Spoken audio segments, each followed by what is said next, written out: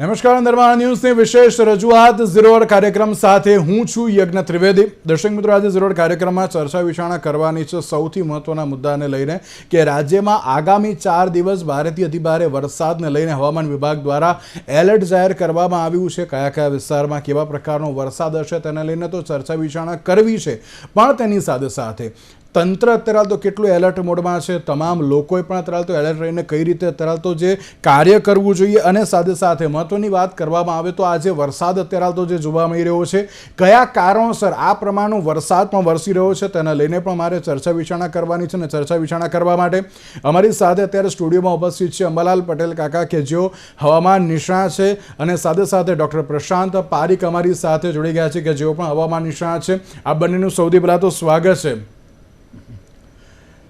કાકા, શરૂઆત આપનાથી કરવી છે કે જે પ્રમાણે જે હવામાન વિભાગ દ્વારા તો આગાહી વ્યક્ત કરવામાં આવી છે અને જે અત્યારે તો વરસાદી માહોલ જોવા મળી રહ્યો છે, કેવા પ્રકારનું અત્યારે તો જે એલર્ટ જોવા મળી રહ્યું છે અને કયા કયા જિલ્લામાં વરસાદ અત્યારે તો જોવા મળી શકે તેમ છે? હવે જોવા જઈએ તો લગભગ આગામી તારીખ 48 કલાકમાં ભારેથી અતિભારે વરસાદ થવાની શક્યતા ઘણા ભાગોમાં રહેવાની શક્યતા રહે છે. ખાસ કરીને મધ્ય ગુજરાતના ભાગો, વડોદરાના ભાગો, પંચમહાલના ભાગો, છોટાઉદેપુરના ભાગો અને દાહોદના ભાગો, આ ભાગોમાંથી વરસાદની શરૂઆત થઈ શકવાની શક્યતા રહે છે. તજ ભાગમાં ભારે વરસાદ થવાની શક્યતા રહે છે. કેટલાક ભાગમાં અતિભારે વરસાદ થઈ શકવાની શક્યતા રહે છે. પરંતુ અમદાવાદ, ગાંધીનગરના ભાગોમાં પણ વરસાદ થવાની શક્યતા રહે છે. ખાસ કરીને અમદાવાદના ભાગોમાં, મહાનગરમાં ધ્યાન વધારે રાખવાની જરૂર રહે છે. તજ ભાગોમાં લગભગ 7 કે 8 ઇંચ કે ક્યાંક અંધારો ભારે વરસાદ પણ વરસી શકે. કેટલો વરસાદ વરસી શકે તે કહી શકાય નહીં, કારણ કે ત્યાં એક કેવી ડિગ્રી નોર્થ ઉપર પણ એક ઉપલા લેવલે વાદળનો સમૂહ છે અને અરબ સાગરનો ભેજ અને બંગાળ સાગરનો ભેજ મર્જ થવાની શક્યતા છે. ખાસ કરીને બધી સિસ્ટમો કરતાં બંગાળના ઉપસાગરની જે સિસ્ટમ આવી રહી છે તે સિસ્ટમ અગત્યની છે, અને આ સિસ્ટમના કારણે જે સિસ્ટમ જ્યાંથી પસાર થાય ત્યાંથી આગળ જાય તજ ભાગોમાં ભારે વરસાદ થવાની શક્યતા રહે છે, અતિભારે. એટલે અતિભારે વરસાદની શક્યતા આહવાના વલસાડના ભાગોમાં છે, ત્યાં ભારેથી અતિભારે વરસાદ થવાની શક્યતા રહે છે. નવસારીના ભાગોમાં ભારેથી અતિભારે વરસાદ થવાની શક્યતા રહે છે. સુરતના કેટલાક ભાગમાં ભારેથી અતિભારે વરસાદ થવાની શક્યતા રહે છે. એટલે સુરત નગર નિયોજનમાં ધ્યાન રાખવાનું. કેટલાક તટ ભાગની કેટલીક નદીઓમાં પૂરની પણ શક્યતા રહે છે. અને એક બીજી સિસ્ટમ તારીખ 6 થી 8 બની રહી છે. આ ઉપરાંત જોવા જઈએ તો બંગાળ ઉપસાગરમાં તો હાલમાં નગર નિયોજનમાં ખાસ વધારે ધ્યાન રાખવું જરૂર રહે છે. ઉપરાંત ઉત્તર ગુજરાતના ભાગોમાં, પાટણ સમિતિ હારીજના ભાગોમાં વરસાદ થવાની શક્યતા રહે છે. સાબરકાંઠાના ભાગોમાં વરસાદ થવાની શક્યતા રહે છે અને અરવલ્લીના ભાગોમાં વરસાદ થવાની શક્યતા રહે છે. તદ ભાગોમાં લગભગ મેક્સિમમ વરસાદ 5 ઇંચ કે તેથી વધુ વરસાદ થવાની શક્યતા રહે છે. તદ ભાગોમાં ખેડૂતભાઈઓ ધ્યાનમાં રાખવાની જરૂર રહે છે અને નીચાણવાળા વિસ્તારમાં જરૂર ખાસ અસર રહેવાની શક્યતા રહે છે. શહેરોમાં તો નગરના નિયોજનના કારણે ટીમો તૈયાર હોય, પણ ગામડામાં ક્યાંક અચાનક વરસાદ થઈ જતો હતો ભારે, તો તજ ભાગોમાં તેનું પણ કોમ્યુનિકેશન હોવું જોઈએ. બિલકુલ. એટલે અત્યારે હાલ એમ કહી શકાય ખરી કે રાજ્યમાં અત્યારે તો જે અતિભારે વરસાદને લઈને અત્યારે પરિસ્થિતિ ક્યાંક જોવા મળી રહી છે, તેના કારણે હજુ પણ વિકટ બની શકે તેવી છે. પ્રશાંતભાઈ, આ સુપર અલ નિનોની અસરની અત્યારે તો બાબત જોવા મળી રહી છે. આ સુપર અલ નિનોની અસર કઈ રીતની અત્યારે તો વર્તાઈ રહી છે? આ સુપર અલ્નિનોની અસર અને ક્લાઇમેટ ચેન્જનો જે અસલી ચહેરો છે એનું આપણે હવે અનુભવ કરી રહ્યા છીએ. કારણ કે જુલાઈ ફર્સ્ટ વીકમાં દરેક માણસ વાત કરતો હતો કે વરસાદ ક્યારે થશે. આપણે વાતો કરતા હતા સૂકાની, અને આજે 30 જુલાઈએ આપણે વાત કરી રહ્યા છીએ કે જગ્યા જગ્યા ભારે વરસાદ થવાની શક્યતા છે, અતિ ભારે વરસાદ થવાની શક્યતા છે. તો ગુજરાત રાજ્યની અંદર અત્યાર સુધી ચોમાસાની સિઝનમાં જેટલું વરસાદ પડ્યું એમાંથી 94% વરસાદ છેલ્લા 3 અઠવાડિયામાં પડ્યું છે, એવો આંકડાઓ કહે છે. તો તમે જુઓ કેટલું એપિસોડિકલ થઈ ગયું છે રેનફોલ. હવે રેનફોલનો જે પણ ફોરકાસ્ટ આપણે કરીએ એ ફોરકાસ્ટ કદાચ સાચું પડે, સાચું ના પણ પડે, પણ એક વસ્તુ જે સુપર અલ નિનોની અસર આપણને જોવા મળશે એ છે એપિસોડિકલ રેનફોલ. ચોમાસાના દિવસો ઓછા પણ જ્યારે પણ વરસાદ પડશે એ ભારે કે અતિ ભારે વરસાદ જ પડશે, કે જે રેડ એલર્ટ, ઓરેન્જ એલર્ટ જેવા અલર્ટ આપણને જોવા મળશે. તો એમ કહી શકાય કે આ જે અસર થઈ રહી છે, આ જ ક્લાઇમેટ ચેન્જનો અસલી ચહેરો છે અને આ જ સુપર અલ્નિનોની ઇમ્પેક્ટ છે. હજી તો આપણે ચોમાસું શરૂ થયું છે, ચોમાસું આપણે અત્યારે અનુભવ કરી રહ્યા છીએ. આપણે એવું કહી શકીએ કે ડેમ ભરાઈ ગયા, ભારે વૃષ્ટિ થઈ ગઈ, અતિ ભારે વૃષ્ટિ થઈ ગઈ, પણ હજી તો સુપર અલ્નિનો પોતાની અસર દેખાડશે સપ્ટેમ્બર, ઓક્ટોબર સુધી. તો આ જ એપિસોડિક જે નેચર બની રહ્યું છે, આ જ અસર આપણે અત્યારે અનુભવી રહ્યા છીએ. જે બિલકુલ, એક બાજુ જે રીતે અત્યારે આકાશી આફતની તો ક્યાંક અત્તરાલ પરિસ્થિતિ જોવા મળી રહી છે, પણ તેની સાથે સાથે તંત્ર કેટલું તૈયાર છે તેને લઈને પણ વાત કરવાની છે. તો આ સાથે જ રાજેશભાઈ ભટ્ટ અમારી સાથે જોડાઈ ગયા છે, કે જેઓ અમદાવાદના રિટાયર્ડ ચીફ ફાયર ઓફિસર હતા. રાજેશભાઈ, આપનું પણ સ્વાગત છે. રાજેશભાઈ, જે પ્રમાણેની પરિસ્થિતિની વાત કરવામાં આવે તો અત્યારે તો જે માહોલ અત્યારે તો ક્યાંક જોવા મળી રહ્યો છે, તંત્ર અત્યારે તો કેટલું તૈયાર અત્યારે તો જોવા મળી રહ્યું છે અને કેવા પ્રકારની તૈયારી પણ જરૂરી છે? નમસ્તે. હા, જે રીતે રેનફોલ ફોરકાસ્ટ કરેલો છે સરકારે, મેટરોલોજી ડિપાર્ટમેન્ટ દ્વારા, હવામાન ખાતા દ્વારા અને અનેક આગાહી નિષ્ણાતોએ આ અંગેની આપણે ચેતવણી આપી છે. તો આટલી અગમચેતીમાં જ્યારે ઇન્ફોર્મેશન સાયન્ટિફિક રીતે બધાને મળી હોય તો એનું એનાઉન્સમેન્ટ ગવર્મેન્ટે ઘણું બધું સારી રીતે ઘણા બધા લેવલે કર્યું છે અત્યારે.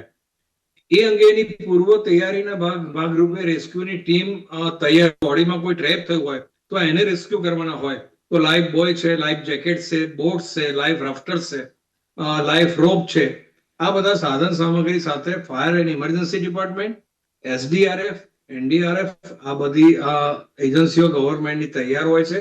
અને જે રીતે એમને ડિપ્લોય કરવામાં આવે જે એરિયામાં, એ એરિયામાં જે કોઈ બી જરૂરિયાત ઊભી થાય તો એને પૂરી કાળજીથી, પૂરી સક્ષમતાથી પહોંચી વળી શકાય એ માટેનું આયોજન એ લોકો કરતા હોય છે. અને એ પ્રમાણેનું આયોજનમાં કોઈ ઝાડ પડવાના બનાવ બને, મકાન પડવાના બનાવ બને, ઇલેક્ટ્રિકલ શોર્ટ સર્કિટની ઘટના હોય, આગ લાગવાની ઘટના હોય, તો આવી તમામ પરિસ્થિતિમાં જ્યારે પહોંચવાનું હોય તો ફાયર એન્ડ ઇમરજન્સી સર્વિસીસ એ બાબતે પૂરેપૂરું સજ્જ હોય છે. બિલકુલ, એક બાજુ જે રીતે અત્યારે વરસાદી માહોલ તો ક્યાંક જોવા મળી રહ્યો છે, પણ અંબાલાલ કાકા, એક સૌથી મહત્વનો સવાલ એ પણ કે હજુ પણ ક્યાંક જે ચર્ચાઓ અત્યારે તો જે જોવા મળી રહી છે કે આ ભારે વરસાદ અત્યારે તો આખા ગુજરાતમાં જોવા મળશે અને તેમાં પણ સૌરાષ્ટ્રમાં આ વખતે કયા પ્રકારની પરિસ્થિતિ જોવા મળશે, કારણ કે હજુ પણ ત્યાં ક્યાંક વરસાદની ઘટ જોવા મળી રહી છે. સૌરાષ્ટ્રમાં પણ આ વખતે સારો વરસાદ થવાનો છે. કચ્છના ભાગોમાં પણ રાપરની આજુબાજુમાં સારો વરસાદ થવાની શક્યતા રહે છે.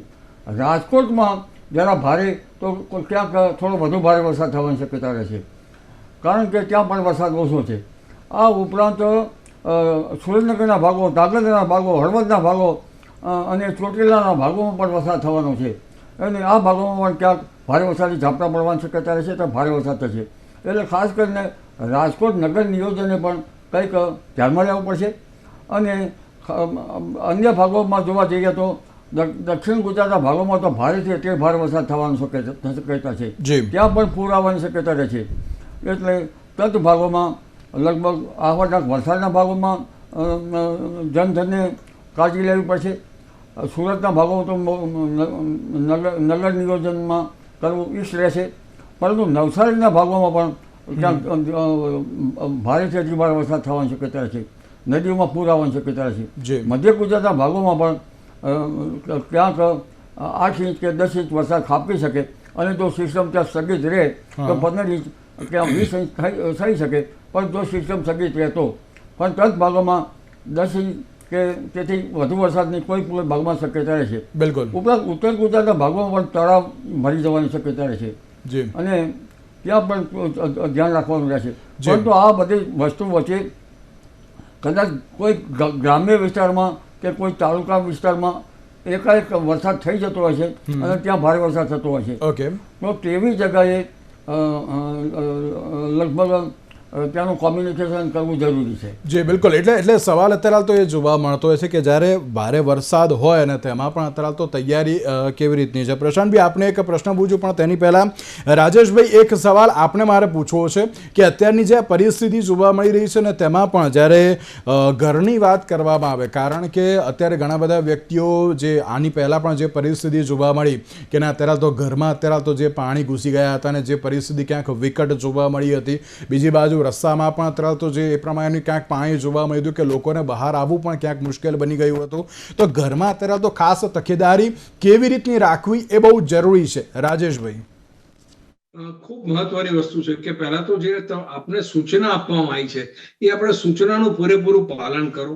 જરૂર ના હોય તો બહારના રોડ રસ્તા ઉપર આવો નહીં, કામ માટે નીકળો નહીં. પોતુલતાવશ કોઈ આપણી જગ્યાએ કોઈ બી દુર્ઘટના બની હોય તો એને જોવા જવાનું ટાળો. પોતાના ઘરમાં મીણબત્તી છે, દીવો છે, બેટરી છે, ટોર્ચ છે, કદાચ પાણીનો ભરાવો થાય તો એને ઉલચવા માટેના સાધનો છે, આ બધી વસ્તુ મતલબમાં તૈયાર રાખવી જોઈએ. આ કોઈ લાંબુ ચાલવાનું નથી, પણ જેટલો સમય માટેની મુશ્કેલી કદાચ થાય ઊભી તો એને પહોંચી વળવા માટે આપણી પાસે પર્યાપ્ત માત્રામાં કદાચ લીલા શાકભાજી ના હોય તો કઠોળ છે, જમવાની વ્યવસ્થા પર્યાપ્ત માત્રામાં હોય કે આપણે જેથી કરીને જમવાનાની વ્યવસ્થા માટે પણ તમારે બહાર જવાની એવી કોઈ જરૂર ના પડે. આવી પ્રાથમિક તબક્કાની જરૂરિયાત સાથે સામાન્ય તાવ ને એવું આવવાની શક્યતા બી આવી રીતે બનતી હોય છે. તો જે તમારા ડોક્ટર સલાહ કરેલી હોય એ પ્રમાણે તમને આપણે મેડિસિન હાથ પગી રાખો, તમારી જરૂરિયાતની મેડિસિન હાથ ઉપર રાખો અને જ્યારે તબક્કાવાર સરકારશ્રી દ્વારા જ્યારે સૂચના આપવામાં આવે તો એનું નિયમિતપણે પાલન કરો.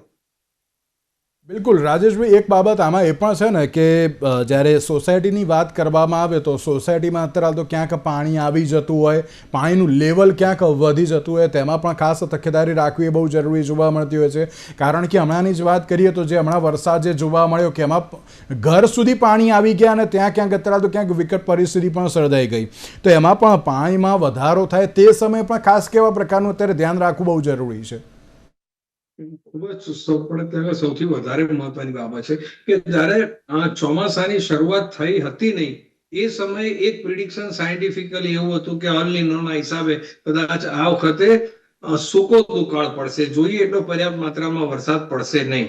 અને આજે એ જ અલ નીનોની એડવર્સ ઇફેક્ટ અથવા તો જે લો પ્રેશર ડિપ્રેશન દરિયાઈ વિસ્તારોમાં બને છે એના કારણે ભારેથી અતિ ભારે વરસાદનો આવો, આ તમામ પરિસ્થિતિમાં કુદરતને પ્રિડિક્ટ કરવી ઘણી વખત બહુ જ મુશ્કેલ બની હોય છે. જે સાયન્ટિફિક સેટેલાઇટ પિક્ચરની ઇમેજ અને જે એના ઇવેલ્યુએશન ડેટા છે એ પ્રમાણે ઘણી વખત પ્રિડિક્શન કરતા પણ વધારે પડતો રેનફોલ થાય અને પહાડી વિસ્તારોમાં એકદમ આપણે આપ ફાટી નીકળે તો એ જે ગ્રેવિટીથી વરસાદ નીચાણવાળા વિસ્તારોમાં આવે એ ધાર્યા કરતા વધારે ખરાબ પરિસ્થિતિ અને મુશ્કેલીજનક પરિસ્થિતિ ઊભી કરતો હોય છે. આમાં ડિપાર્ટમેન્ટની પણ એક મર્યાદા હોય છે કે એ ચાલુ પરિસ્થિતિની અંદર અસરગ્રસ્તોને આપણે સુધી તાત્કાલિક પહોંચવું બહુ જ કઠિન અને કપરું કામ હોય છે. એટલા માટે જ આગોતરી જાણ કરીને કહેવામાં આવે છે કે આપ જ્યાં વધારે શક્યતા છે અને જ્યાં સ્થળાંતર કરવાનું આપણે સૂચના આપવામાં આવી હોય એનું કારણ આ જ હોય છે કે આપ સલામત નીચાણવાળા વિસ્તારથી ઉપરવાસના વિસ્તારોમાં કે જ્યાં પાણી આવવાની શક્યતા નહીવત હોય અથવા તો હોય જ નહીં અથવા ઓછું પાણી ભરાવાનું હોય એવી જગ્યા ઉપર આપ સલામત રીતે પહોંચી જાઓ. આ માટે સરકાર દ્વારા ઘણી બધી જગ્યાએ આશ્રય સ્થાનો ઉભા કરવામાં આવે છે. તો લોકોએ આ બાબતે જ્યાં આવી રીતે સ્થળાંતરની સૂચના આપી હોય, ઘણા નદી કાંઠાના વિસ્તારો એવા છે કે જ્યાં આગળ જેવું બી રેનફોલ સ્ટાર્ટ થાય ને પૂરની પરિસ્થિતિ ઊભી થાય અથવા તો ધારણા કરતા વધારે એક્સપેક્ટેડ 4-5 ફૂટના ભરાવાની શક્યતા હોય, કદાચ 8-10 ફૂટ પણ પાણી ભરાઈ શકે. આ સંજોગોમાં પોતે મુશ્કેલીમાં મુકાય નહીં, પોતાનો જાન મુશ્કેલીમાં ના મુકાય. આપણે છેલ્લા કેટલાય દિવસથી ઓરિસ્સા અને બીજા બધા વિસ્તારોમાં આપણે જોઈએ છે કે મકાનની છત ઉપર હોય ને આખું મકાન બેસી જાય છે. તો આવી કોઈ બી પરિસ્થિતિનું નિર્માણ થાય નહીં. અને એ નિર્માણ વખતે જે ટ્રેન સ્ટાફ છે એ લોકોને આમાં જોખમમાં વધારે ઉતરીને પોતાનો જીવ જોખમમાં મૂકવો પડે. એવી કોઈ બી પરિસ્થિતિનું નિર્માણ ના થાય માટે જો સ્થળાંતરની સૂચના જે વિસ્તારોમાં આપવામાં આવી હોય તો લોકોએ સ્થળાંતર ત્યાં આગળ કરી દેવું જોઈએ, સમય મર્યાદામાં કરવું જોઈએ અને પોતાની પર્યાપ્ત માત્રામાં જે આપણી સાધન સામગ્રી છે એ જોડે રાખીને નીકળી જવું જોઈએ. સરકારની વાત છે તો આપણે સરકારશ્રી તરફથી જે ઇમરજન્સી રેસ્ક્યુ ટીમો હોય છે, ત્યારે અમે લોકો હતા એ વખતે ફાયર એન્ડ ઇમરજન્સી સર્વિસ, એ વખતે SDRF અને NDRF, તો કામ કરતી વખતે એ લોકો મુશ્કેલીમાં ના મુકાય ને એમને જે પર્યાપ્ત સાધનો, વાહનોની જરૂર પડતી હોય એ પર્યાપ્ત માત્રામાં એ લોકો પાસે હોય છે. સવાલ છે કે અસરગ્રસ્ત વિસ્તારમાં કેટલા જલ્દી પહોંચવું, અને એ પહોંચવા માટે સરકારશ્રી તરફથી એરલિફ્ટ કરીને બી આપણે પહોંચાડવાની જરૂર પડે. જી બિલકુલ બિલકુલ. એટલે અત્યારે જે પ્રમાણેની પરિસ્થિતિ છે ને, ક્યાંક વરસાદ અત્યારે તો જે અલગ જ અત્યારે તો જે જોવા મળી રહ્યો છે. પ્રશાંતભાઈ, આમાં એક સવાલ એ પણ છે કે પહેલાં એવું હતું કે ના દરેક મહિનામાં છે ને એક વાર બે વાર અત્યારે તો વરસાદ વરસે, એ પ્રમાણેનું ક્યાંક ચોમાસું હતું. અત્યારે તો કેવું છે કે આખું જે ચોમાસા જે 4 મહિનામાં અત્યારે વરસાદ પડવાનો એક જ મહિનામાં અત્યારે તો જે પડી ગયો છે, તેને લઈને પણ શું કહેશો? આ પેટર્ન પણ અત્યારે તો બદલાઈ છે. એને ટેકનિકલ લેંગ્વેજમાં કહેવાય ક્લાઇમેટ વિપ્લેશ. ક્લાઇમેટ વિપ્લેશ એટલે સૂખા અને ભીના વચ્ચેનું જે અંતર છે ઝડપથી કપાઈ જાય. આપણને ક્યાંક લાગતું હોય કે આ વખતે સૂખો પડવાનો છે, અને 2 કે 3 દિવસમાં એટલું વરસાદ પડી જાય કે આપણે કહીએ કે એવરેજ વરસાદથી વધારે કે એવરેજ જેટલું વરસાદ તો 3 દિવસમાં પડી ગયું. આ કેમ બની રહ્યું છે? કારણ કે અત્યારે ક્લાઇમેટ ચેન્જની જે અસર છે એ ધીમે ધીમે વધવાની જ છે. કેમ? કારણ કે 2 ડિગ્રી સેલ્સિયસ, જો 1 ડિગ્રી સેલ્સિયસ તાપમાન વધે તો અરબ સાગરની અંદર 7 ડિગ્રી જેટલું ભેજ વધી જાય, અને જ્યારે ભેજ વધે અને એટલે એ જ્યારે વર્ષા રૂપમાં આવે તો એ વર્ષા એવું નથી કે આપણે જે આગાહીઓ 20-25 વર્ષ કે 10 વર્ષ પહેલા જોતા હતા એ રીતેની હવે આગાહીઓ બધી ખોટી પડી રહી છે. અત્યારે શું થાય છે કે ઓન એન એવરેજ તમે જ્યારે જુઓ ત્યારે તમને એવું લાગે કે વરસાદ પડ્યું પણ આ તો ઓછું પડ્યું, પણ એવા 2 કે 3 દિવસ કે 1 અઠવાડિયું એવું વચ્ચે આવી જાય છે જ્યાં આપણને એવું લાગે કે બહુ વધારે પડતું વરસાદ પડ્યું. એ એવરેજ કરતા કદાચ ઓછું હોય. એવરેજ કરતા ઓછું વરસાદ પણ પૂરની સ્થિતિ લાવી શકે, કારણ કે વરસાદની તીવ્રતા વધી જાય.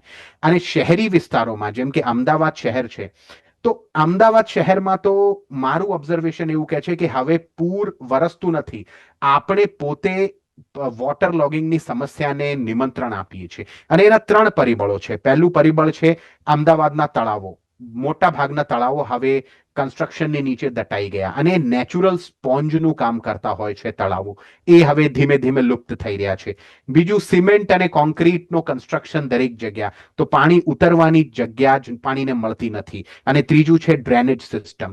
જે આપણું ડ્રેનેજ સિસ્ટમ છે એ 40-50 વર્ષ પહેલાની વરસાદની તીવ્રતાના એવરેજ ઉપર બેઝડ ડ્રેનેજ સિસ્ટમ છે. અત્યારે વરસાદની તીવ્રતા બદલાઈ ગઈ છે, અને એ પ્રમાણેનું ડિઝાઇન કરવાની અત્યારે જરૂર છે. બિલકુલ બિલકુલ સાચી વાત છે. અત્યારે તો આ જ પ્રકારની ક્યાંક પરિસ્થિતિ જોવા મળતી હોય તેવું પણ અત્યારે તો કહી શકાય. અંબાલાલ કાકા, એક સૌથી મહત્વનો સવાલ એ પણ કે અત્યારે છે ને ઘણા બધા ખેડૂતો એક એવી બાબત કહી રહ્યા છે કે ના આ વખતે અમારા માટે વરસાદ કેવો છે, કારણ કે અત્યારે જ્યારે અમારો જે 2:30 વાગ્યાનો એક કાર્યક્રમ છે કે જેમાં અત્યારે તો બધા એમ જ કહેતા હોય કે ભાઈ અંબાલાલ કાકા આવે ને ખાલી પૂછજો ભાઈ અમારા માટે આ વખતે કેવા પ્રકારની પરિસ્થિતિ છે. તો શું કહેશો, ખેડૂતો માટે આ વખતનો આ વરસાદ અત્યારે તો કેટલો લાભદાયી રહેશે કે શું રહેશે? ખેડૂતો માટે આપણે જોઈએ તે પહેલાં કેટલીક સિસ્ટમો જોઈ લઈએ. હા, આ વખતે પેસિફિક મહાસાગરમાં લગભગ કેટલાક સાયક્લોન આકાર લઈ રહ્યા હોય છે, અને હજુ પણ એક મોટું સાયક્લોન આકાર લઈ રહ્યા છે. ત્યાંના રેમિડન્સ બંગાળ ઉપસાગરમાં આવે છે, અને ઉપરાંત અત્યારે વેસ્ટ ઇન્ડિઝમાં જ ન આવવા જોઈએ, તેના બદલે વેસ્ટ ઇન્ડિઝમાં જ આવે છે. એટલે અરબ સાગરનો ભેજ અને પેલી બાજુ બંગાળ ઉપસાગરનો ભેજ ખેંચે છે, અને રેમિડન્સ ઘણી વખત દક્ષિણ ચીનના રેમિડન્સ આવતા હોય તો પણ બંગાળ ઉપસાગર સક્રિય છે. એટલે બંગાળ ઉપસાગર વધારે સક્રિય હોય ત્યારે અચાનક વરસાદ થઈ જતો હોય છે, અને 3 કે 4 સિસ્ટમો રચાતી હોય છે. હજુ તારીખ 6 થી 8માં પણ એક લો પ્રેશર બનવાની શક્યતા રહેશે. એટલે આ ઘણા જાણ્યા અજાણ્યા બળો છે, પણ કુદરતે એનો દોર તો પોતાના હાથમાં જ રાખ્યો છે. કારણ કે આ વખતે આયોડી જરા પોઝિટિવ નથી.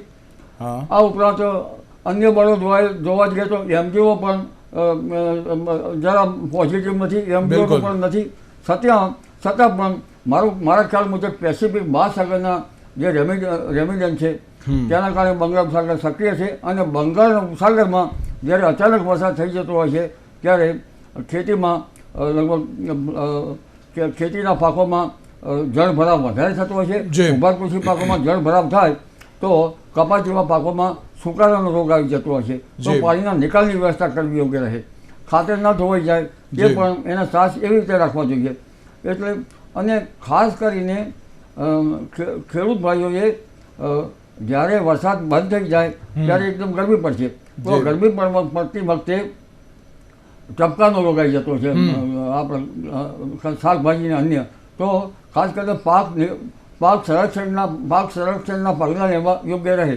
જી. પરંતુ ખાસ આપણે વાત કરી ખેડૂત ભાઈઓ ગામડામાં, હા શહેરોની વાત તમે કરી, હા પણ ગામડામાં કાચા મકાનો હોય છે. હા જ્યારે ફટાફટ મકાનો પડતા હોય છે સાચી ત્યારે વાત છે. બેટરીની વ્યવસ્થા રાખવી પડે અને વીજ પ્રપાતથી ધ્યાન રાખવું. હા કારણ બિલકુલ કે સાચી વાત છે. ધડાકા અને ભડાકા થશે એટલે વરસાદ નીચે નહીં ઉભા રહ્યો. પણ ગ્રામ્ય સભાઓ અથવા ગ્રામ્યનું 3 કે 4 કે એમાં સમૂહમાં કોનું ઘર છે, ઘણી વાર ઘર છે એ ધડાક લેતું પડતું હોય છે. હા બિલકુલ સાચી વાત છે. અને એટલે ગામડાની સ્થિતિમાં એ ધ્યાન રાખવાની જરૂર છે.